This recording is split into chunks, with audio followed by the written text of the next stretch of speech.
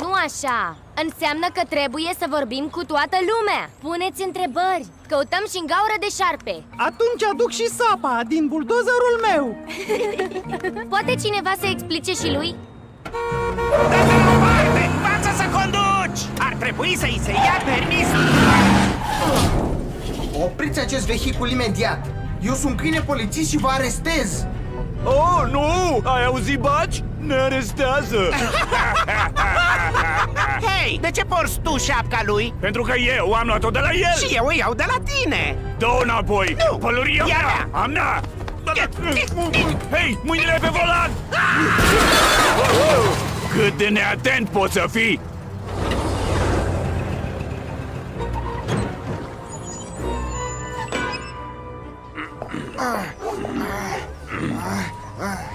Nu te mai zbate!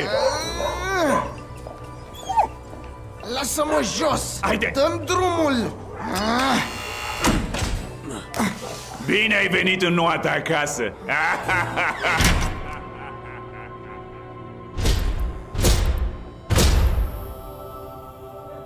Ce e locul ăsta?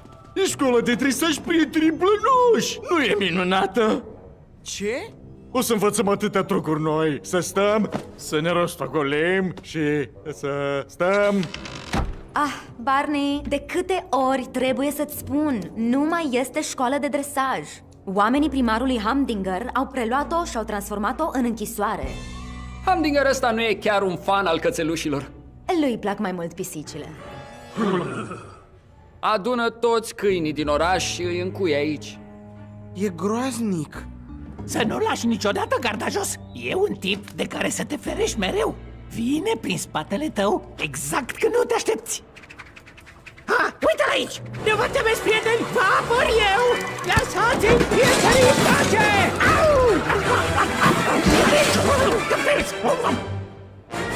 Mi-a scăpat! Trebuie să ies de aici. Care-i povestea ta, puștiule? Nici eu nu mai știu. Credeam că fac parte din patrula cățelușilor, dar acum cred că le este mai bine fără mine. De ce spui așa ceva? Greșesc continuu și dezamăgesc pe toți.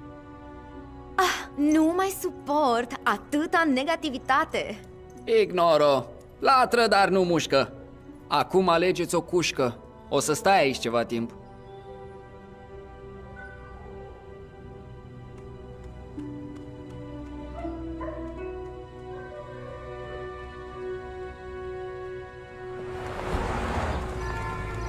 Haide, aici! Liberty! Che gusto verde! Ce mi-ai făcut în ultima vreme? Carmen, nu am timp de pălăvrăgit. Avem probleme, te rog, ajută-ne. Ai văzut acest câine? Nu, nu l-am văzut. Dar dacă dorești, poți pune poza pe acel perete. Wow! Au dispărut mulți câini în ultima vreme. Stau cu ochii în patru, dar parcă pur și simplu dispar.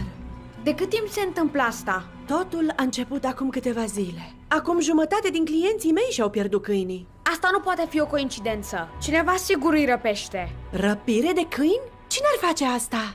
Humdinger! Sigur e mâna lui! Urăște câinii mai mult decât orice!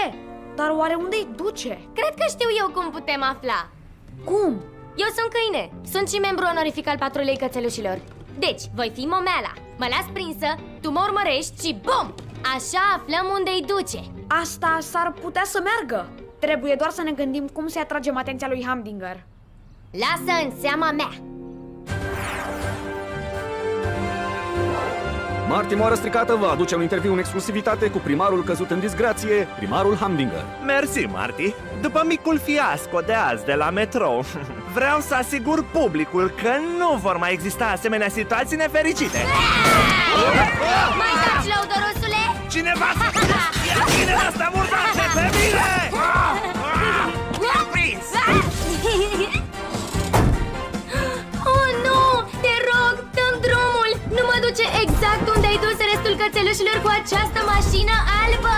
Număr de matriculare YPP 8624.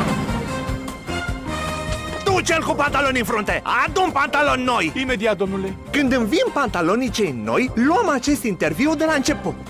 Domnule primar, suntem în direct.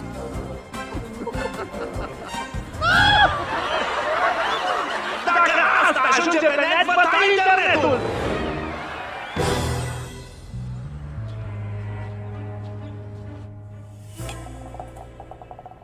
Vino înapoi! O să te prind!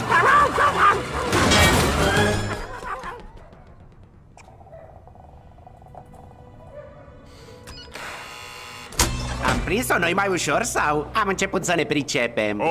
Cu siguranță am început să ne pricepem. Chase!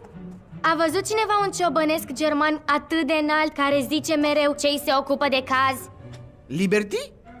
Hei, amice! Am venit să te scot de aici! Mă lași? Cățelușa asta de poșetă crede că ne ajută să evadăm? Ai gura spurcată pentru o cățelușă care seamănă cu o perie de wc. Haide, Chase, ridică-te! Nu trebuia să vii după mine. Acum suntem amândoi blocați aici. Normal că am venit după tine. Oi fi eu un cățeluș mic într-un oraș foarte mare, dar pot să însemn și eu ceva. Pot să fiu un erou, la fel ca tine. Eu nu sunt erou. Da, sigur, și eu sunt un câine de rasă pură cu acte. Oh, vorbeai serios? Obișnuiam să cred că sunt erou, dar se pare că sunt doar speriat. Și? Cui pasă dacă ești speriat?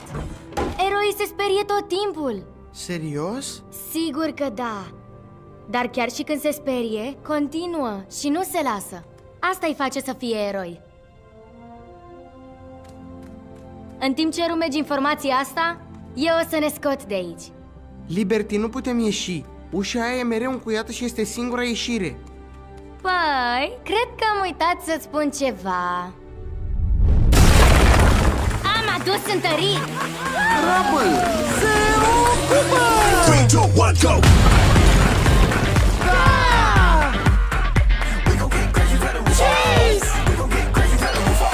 Ce se întâmplă aici? Pe ei!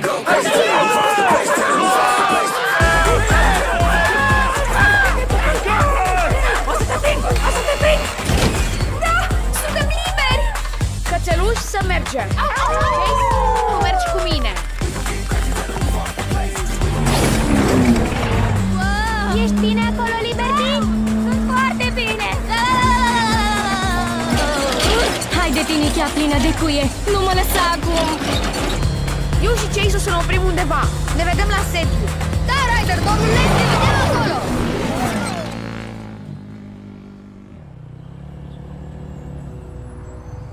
Unde mergem? Vreau să-ți arăt ceva. Îți amintești acest loc? Aici te-am găsit. De ce m-ai adus aici? Știu că ți amintește de cea mai grea perioadă din viața ta, dar reprezintă mai mult de atât. Este și un loc grozav. Îmi amintesc când te-am văzut prima dată. Erai un cățel mic, singur într-un oraș mare.